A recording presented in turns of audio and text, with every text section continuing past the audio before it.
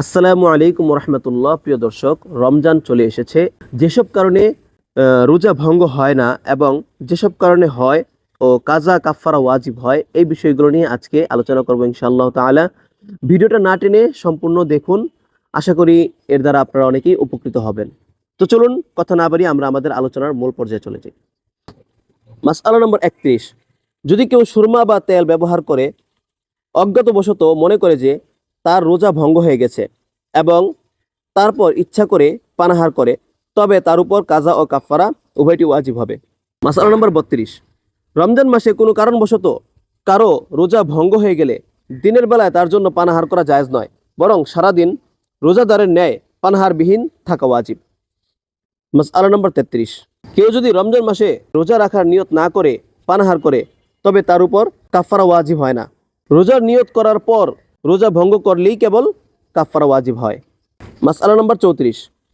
যদি কেউ রোজার কথা মনে না থাকার কারণে কিছু পানাহার করে ফেলে অথবা স্ত্রীর সাথে সহবাস করে, তারপর সে রোজা ভেঙে গেছে মনে করে ইচ্ছাকৃতভাবে আরও কিছু পানাহার করে, তবে তার রোজা ভঙ্গ হয়ে যাবে। কিন্তু এক্ষেত্রে কাফফারা ওয়াজিব হবে না, কেবল কাজা করতে হবে।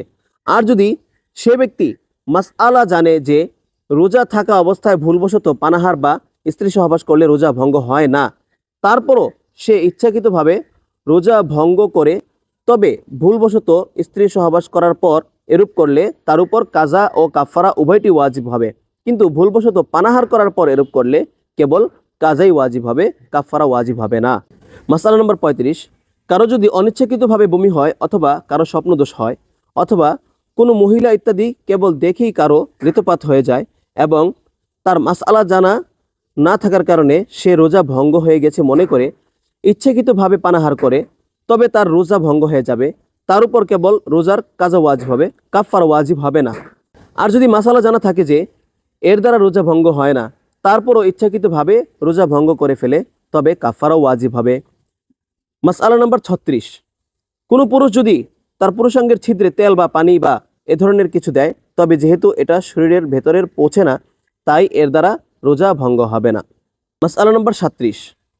কেউ যদি কোনো মৃত নারীর সাথে অথবা এমন কোনো ছোট মেয়ের সাথে সহবাস করে যার সাথে সহবাস করা আগ্রহ হয় না, অথবা কেউ কোনো পশুর সাথে সহবাস করে, অথবা কাউকে উত্তেজনা সহকারে জড়িয়ে ধরে বা চুম্বন করে, অথবা কেউ হস্তমৈথুন করে এবং উপরিউক্ত যে কোনো কারণে রেতপাত হয়ে যায়, তবে রোজা ভঙ্গ হয়ে যাবে।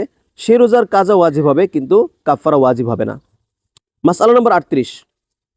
কোনো রোজাদার মহিলার সাথে যদি কেউ জোরপূর্বক বা ঘুমন্ত অবস্থায় বা উন্মাদ অবস্থায় সহবাস করে, তবে মহিলার রোজা ভঙ্গ হয়ে যাবে। তার উপর কেবল রোজার কাজা ওয়াজিব হবে, কাফফারা ওয়াজিব হবে না। আর পুরুষ যদি রোজা রাখা অবস্থায় এ কাজ করে, তবে তার উপর রোজার কাজা ও কাফফারা উভয়টি ওয়াজিব হবে। মাসআলা নম্বর 39।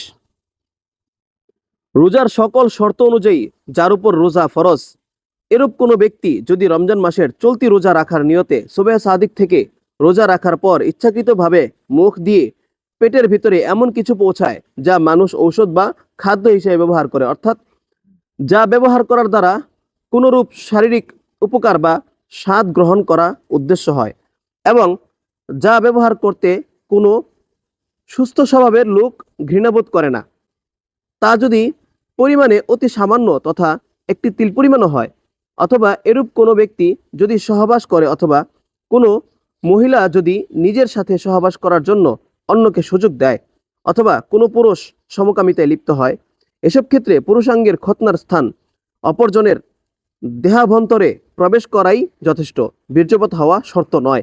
তবে এসব অবস্থায় কাজা ও কাফফারা উভয়টি ওয়াজিব হবে। সহবাসের ক্ষেত্রে কাফফারা ওয়াজিব হওয়ার জন্য শর্ত হচ্ছে এমন নারীর সাথে সহবাস করা যে সহবাস করার উপযুক্ত, এমন কম বয়স্কা নয় যার সাথে সহবাস করা যায় না।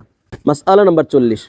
কেউ যদি মাথায় তেল বা চোখে সুরমা লাগায়, অথবা পুরুষ যদি তার মলদ্বারে কোনো শুকনো জিনিস প্রবিষ্ট করে এবং সেই জিনিসটির মাথা বাইরে থাকে, অথবা কোনো ভেজা জিনিস প্রবিষ্ট করে কিন্তু তা ডোজ ব্যবহারের স্থান পর্যন্ত না পৌঁছে, তবে এসব জিনিস যেহেতু দেহাভ্যন্তরে এমন স্থানে পৌঁছে না যেখানে পৌঁছলে রোজা রাখা ভঙ্গ হয়, তাই এসব দ্বারা রোজা ভঙ্গ হবে না। সুতরাং কাজা ও কাফফারা কোনোটি ওয়াজিব হবে না। আর যদি কোনো শুকনো জিনিস যেমন তুলা বা কাপড় ইত্যাদি কোনো পুরুষ তার মলদ্বারের ভেতরে প্রবিষ্ট করে এবং তা সম্পূর্ণ ভিতরে চলে যায়, অথবা কোনো ভেজা জিনিস প্রবিষ্ট করে আর তা দুষ্ব্যবহারের স্থান পর্যন্ত পৌঁছে যায়, তবে রোজা ভঙ্গ হয়ে যাবে এবং এর কারণে কেবল কাজা ওয়াজিব হবে, কাফারা নয়। তো প্রিয় দর্শক, ভিডিওটি ভালো লাগলে শেয়ার করে দিন এবং আল্লাহ তাআলা আমাদের সকলকে বিষয়গুলো বুঝে আমল করার তৌফিক দান করুন। আসসালামু আলাইকুম ওয়া রাহমাতুল্লাহ।